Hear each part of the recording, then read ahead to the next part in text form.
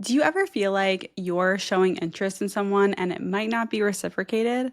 Today, we are taking a closer look at chasing someone versus just pursuing them on subtle signs that someone is not into you.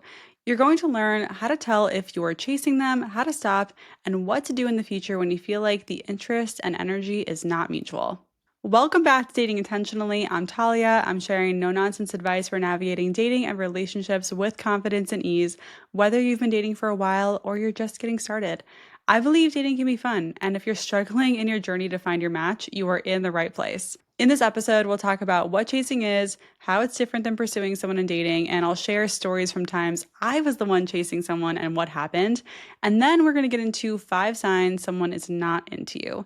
We also have a dating dilemma at the end about a confusing crash and burn romance, and a new segment called Text Support, where I break down a confusing text exchange. As always, if you want to get in touch with me because I want to hear from you, you can DM me on Instagram at dating.intentionally, or you can drop a comment if you are listening on Spotify or watching on YouTube. Hello, thank you for being here. And while you're at it, make sure to follow the show wherever you're listening so you don't miss any new episodes. Okay, to kick things off, I want to share a story with you about a time I was a chaser. And let me tell you, from middle school through my early 20s, I was always chasing after guys. Always. Except, of course, with the men that I actually got into long term relationships with, because a sustainable long term relationship that actually lasts doesn't start with a chase. But I chased a lot, and it was 1,000,000% an ego thing. Okay, so this situation stands out a lot in my mind when I think about my past with chasing men. So it's 2013. I was doing an internship at Saturday Night Live, which was an amazing experience. And there were actually 2 guys that I was interning with that I was super interested in. I am a sucker for comedy nerds. I'm a comedy nerd. I mean, at the time, I was like strictly dating comedians and other comedy people, just being very in that community. And there are these 2 guys. I thought they were cute. I made it very known. I think the entire intern crew knew that I was into these guys. And, they also made it known that they were into other people that we were interning with, right? There were a lot of crushes and things happening, in 2013 when we were all in our 20s at SNL. And I remember like one of the guys, we used to go out after, work or whatever. And I remember asking one of them, like, why don't you like me, essentially? I think I did this drunkenly. And I don't remember what he said, but I remember feeling very embarrassed and annoyed, thinking, how could someone not be into me? Like, I am so much hotter than him. How would he even not be into me? Like, it's always an ego thing. That's the thing about the chase. And is there anything less attractive than someone asking, why don't you like me? Oof. Trust me, just thinking about it, I'm cringing as well. If I could go back and speak to my 20-year-old self in 2013, I would say, hey, people are allowed to not like you. And most people you meet aren't going to have romantic feelings for you. And that's normal. It's frustrating when the person we want doesn't want us back. And there's this, desire to make them see how great we are. But that's why chasing happens. And we have to learn to not do that. I also want to share a time when I was chased, okay, by someone else. And this was during my dating journey that led to me creating this podcast. This was, I think, a guy that was within the first 10 guys that I went out with on that journey. And I rejected him after 2 dates because I felt talking to him was really forced. Like we wouldn't have a lot to talk about. The conversation didn't flow easily. But I definitely made the mistake of escalating things with him physically, even though I wasn't really sure about him. So I think that's why he was chasing me. My bad. I was still early in my journey. I didn't know better. I was just kind of like, I don't even know what I was doing. But even after I rejected him and said, like, I'm not interested in seeing you again, he continued to hit me up every like month or so for like a few months. And like, it was hard to kind of just continuously reject him. And I felt bad, but I also wasn't going to give in. I did not like him. And if you're the chaser and you keep hitting someone up to hang out, you also have to know that the person on the other side, like they don't take pleasure in having to dodge you if they're not interested in you. That's not a fun thing. So it's better for everyone involved if you take the hint and mentally close that door, even though it sucks. Okay, so let's break this down. What is chasing? Let's like define this. So chasing is when someone has already expressed that they're not interested in you and you continue to try to get their attention, you continue to follow the trajectory of dating them, and they're opted out. Like you're still opted in, you're still acting on these feelings, and they've opted out. They don't want to see you anymore, talk to you, or like get to know you romantically. So that's like, I think, the most broad and basic version of chasing.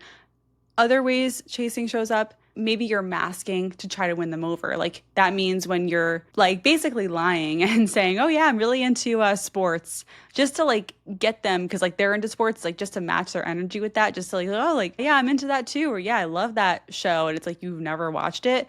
That's chasing. That's a form of basically you're not being yourself. You are trying to get them to like you. You are lying with the sole purpose of getting them to like you. If you're doing anything where you're performing to seem more desirable, anything that's like, again, you're not being authentic, you're trying to manipulate them basically to like you, that's a form of chasing too. And finally, I think another common way chasing shows up is if you initiate everything.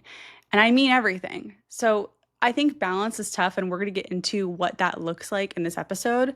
But if you start every conversation, if you initiate every hangout, and if they never come to you first with anything, I think that is a form of chasing. You know you're chasing if you think in your head, like, if I just say the right thing, maybe they'll want me, or like, I know they're inconsistent, but we did have that one amazing night. Like, that is chasing.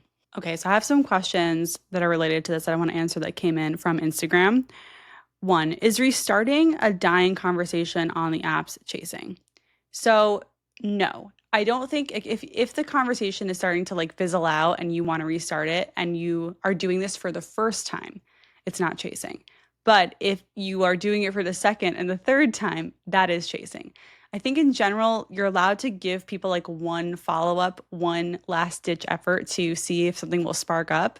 But if you're doing that more than once, you've officially crossed the line into chasing. And the second question is, do men like chasing women? So to the guys who are listening to this, feel free to chime in here in the comments on Spotify and on YouTube. I'd love to hear your take. You can also DM me on Instagram. My take on this, I'm not a man, but I've talked to many, dated many. I don't think that men who are mature and secure and emotionally available like to chase women. They want someone who is reciprocal. They want someone who is showing up too, who's putting in effort as well. A chase is truly like one person is moving towards another person who is actively running away from them. That is not how a healthy relationship starts. So yeah, maybe some guys like the chase, but not the ones that you want to date. Not the ones that you want to date for a long-term relationship, at least. That's my take. I'd love to hear yours. So before we get into pursuing, I just want to let you know that you can watch all of these episodes on YouTube. My channel is called Dating Intentionally, and you can find the link in the show notes or just search Dating Intentionally YouTube online and you'll find it. You can subscribe there for dating advice that I don't share on the podcast or anywhere else. Okay, so you're probably wondering, what is the difference between chasing and pursuing? So let's talk about pursuing. Pursuing someone is when you show an appropriate amount of interest and step back to see if it's reciprocated, right?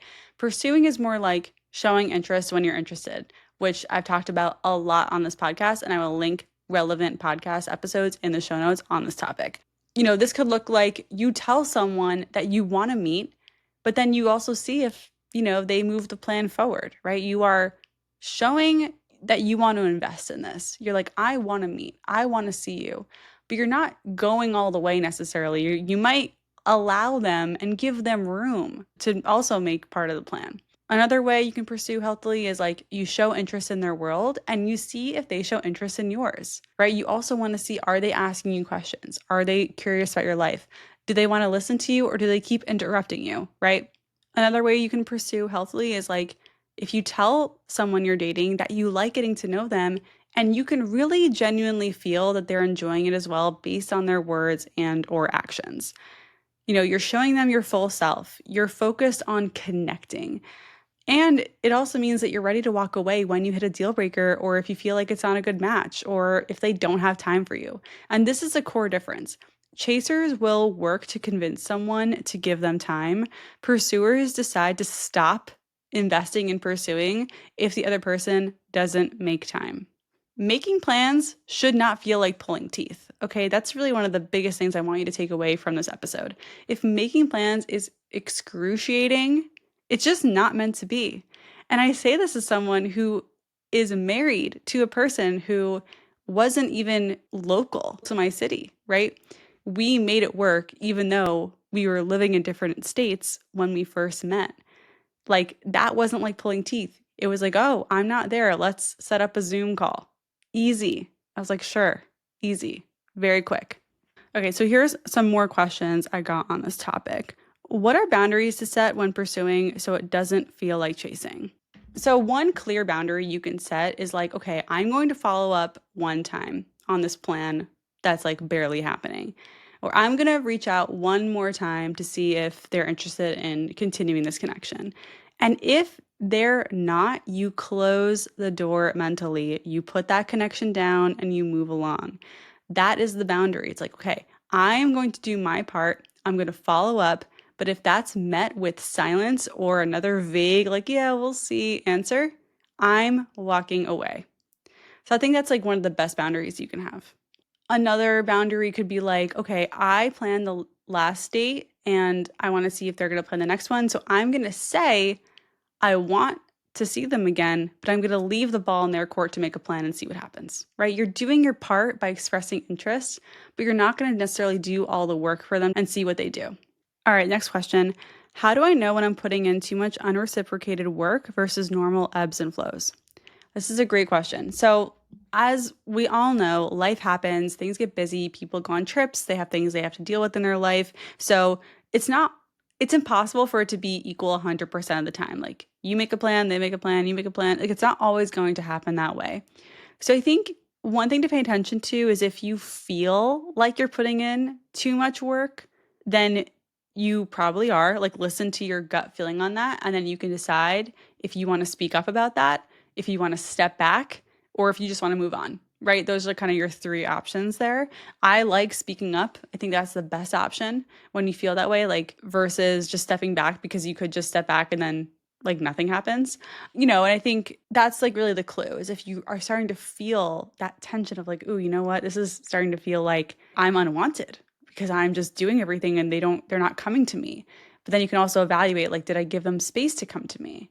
When it comes to the normal ebbs and flows, I think it's just a matter of being compassionate and understanding. Like someone might be hit with an unexpected work thing or like family emergency that pulls them away, and that is gonna happen. Or like you might be in a season of your life where you're wrapping up a project in your life and that's pulling your focus away from dating. So you're not initiating as much. So I think what you want to look for with that though is communication. Like, can people communicate, like, oh, you know what, just a heads up, I'm dealing with XYZ, so I might not be as available as normal through the end of this month. I hope that helps. Let's get into 5 signs someone isn't into you enough. So, some of these signs could also be that they're just not ready or capable of a relationship, but either way, we need to be turned off by the things on this list.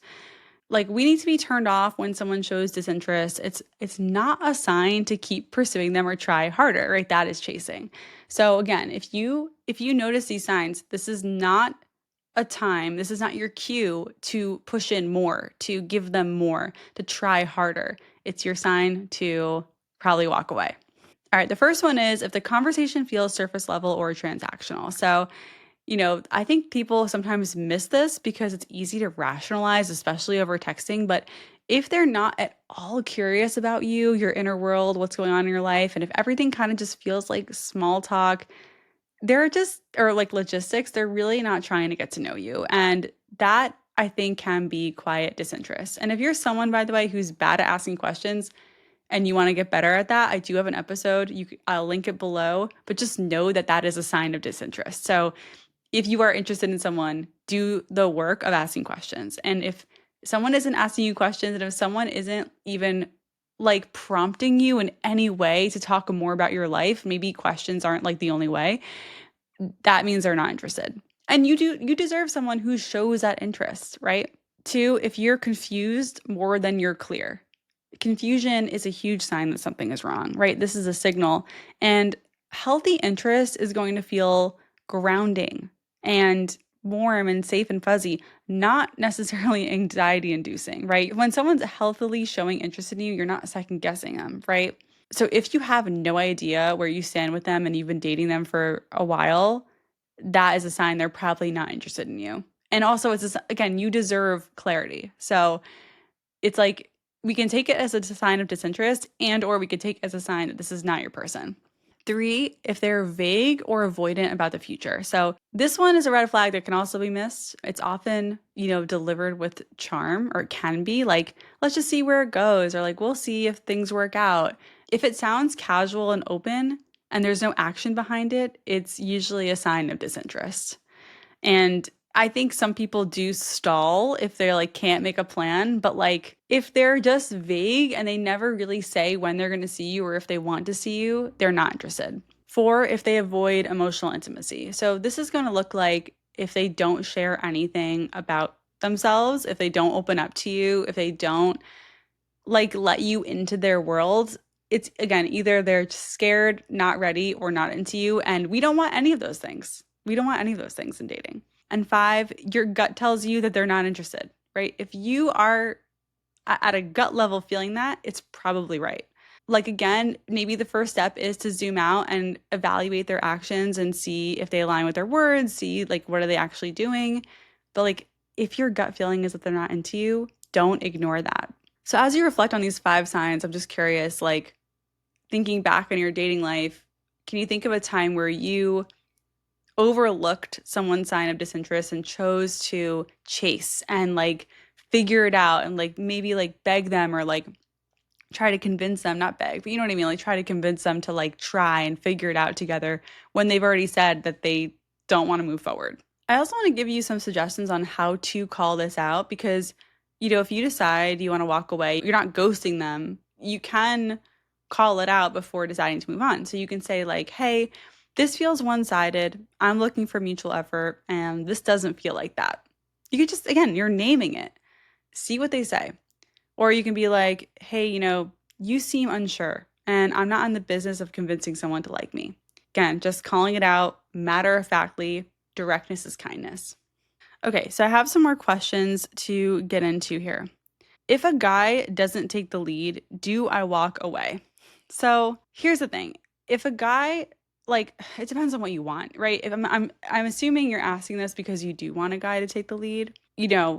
How much do you want them to take a lead is also a question, but I don't think it's an automatic deal breaker personally. It depends on what you mean by lead. Like, do you mean they initiate everything and they plan all the dates, or like what does that mean to you? I really believe that long-term relationships start with reciprocal attention, affection, and energy, like and mutual energy. So if they're showing interest in you and you're not giving anything to them realistically, like that's not going to work. I think men deserve people who are showing interest in them too. So again, I think like I would love to see you pay more attention to like if they're initiating, if they're, asking you out, if they're starting conversations, if they're like moving things forward, but also paying attention to your actions. Like, are you also moving things forward? I don't think it's meant to be one-sided ever. So if they're doing absolutely nothing, then yeah, you walk away. But if they are just matching your energy, that's great. All right, next question. I'm worried I'm too available if I keep initiating dates, but I like to plan. Is that chasing? So, initiating dates is not inherently chasing unless it's one sided. So, if you're the only one initiating dates, then yes. But liking to plan is not an issue. There are a lot of people out there who like to plan, and that's fine. I don't think liking to plan makes you seem too available. I think what makes someone seem too available is if, like, the person you're dating will, like, hit you up at any time and you're just always ready to go. Like, that's being too available. Like, even if they're asking you last minute to hang out, or if they like say no to all your ideas and then like come out of nowhere with the plan and you're just like drop everything ready to go, like that's, I think, being too available. If I were you, I would again make sure I'm stepping back enough to allow them to also come in with a plan, making sure they have space and room to plan, because if you just keep planning things, like they don't even have a chance. So check in with yourself, like, do I even give them a chance to plan something?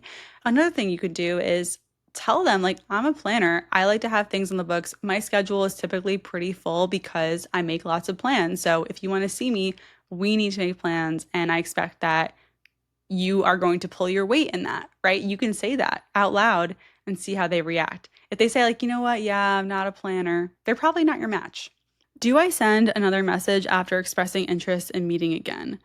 I think you get one follow-up, right? So if your last message was like, "Hey, let's meet," and they didn't respond, you get one follow-up and that's not chasing. That's just like, "Hey, maybe they didn't see that text." Whatever. Sometimes that truly is the case. We had Allie Jackson on the pod a few months ago where she talked about how like her first date with her boyfriend, like she had to do that because he truly missed the text. So, yes, one follow-up, but that's it.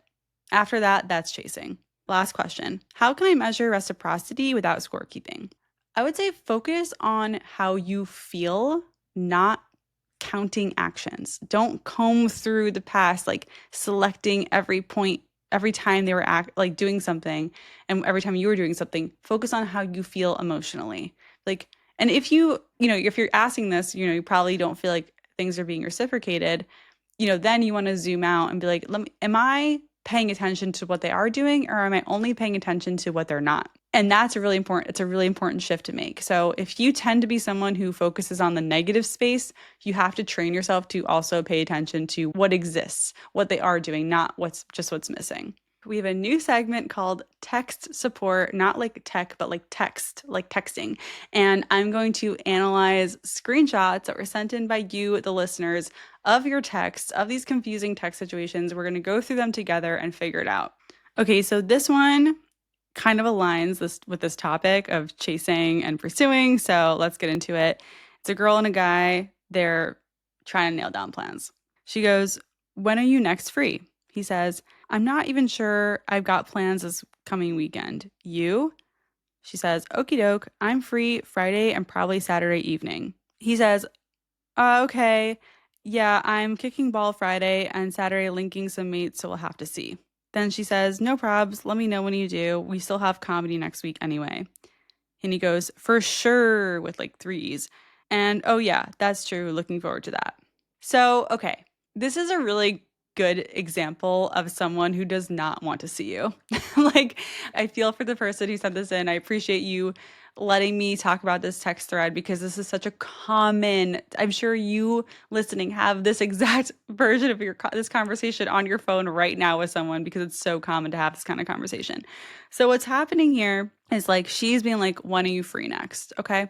And he said, "I'm not even sure I have plans this coming weekend." And then he followed it up with like, "I'm kicking ball on Friday and then Saturday I'm seeing friends," which is that's like massive red flag. Like, "I'm not sure I have plans," to "I literally have plans." That's so inconsistent and I do not like to see that.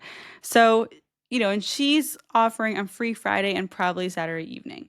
My feedback for both these people, not that the man is asking, but the woman, sent this to me, is that no one is explicitly saying, "I want to see you." It's like, "When are you free? I'm doing this." It's like you're kind of just talking about weekend plans.